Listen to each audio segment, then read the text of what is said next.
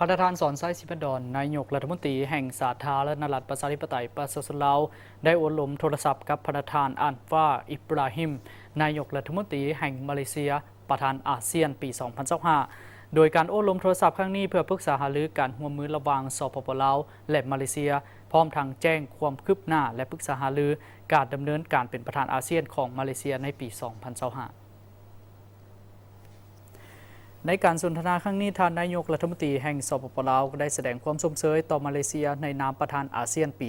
2025 โดยเฉพาะภายใต้การนำพาของท่านนายกรัฐมนตรีแห่งมาเลเซียที่ได้ดำเนินหน้าที่เป็นประธานอาเซียนนับแต่ต้นปี 2025 อย่างเฮาหันและมีประสิทธิภาพรวมทั้งการสืบต่อความพยายามรวมของอาเซียนในการสร้างประชาคมอาเซียนให้มีความเข้มแข็งและการจัดตั้งปฏิบัติ5ข้อตกลงของผู้นำอาเซียนเกี่ยวกับเมียนมาและอื่นๆ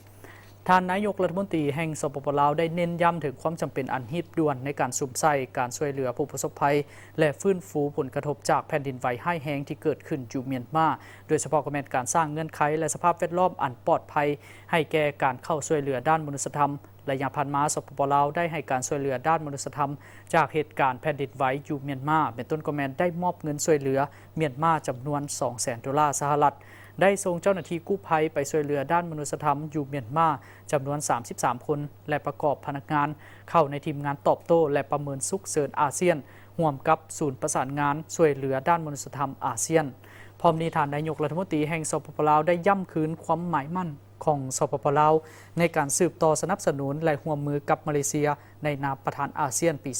2025 และบรรดาประเทศสมาชิกอาเซียนอื่นๆเพื่อหัดแน่นประชาคมอาเซียนให้มีความเข้มแข็งและเจริญรุ่งเรืองก็คือเพื่อภารกิจรวมแห่งสันติภาพเสถียรภาพและการร่วมมือในภาคพื้นและในโลก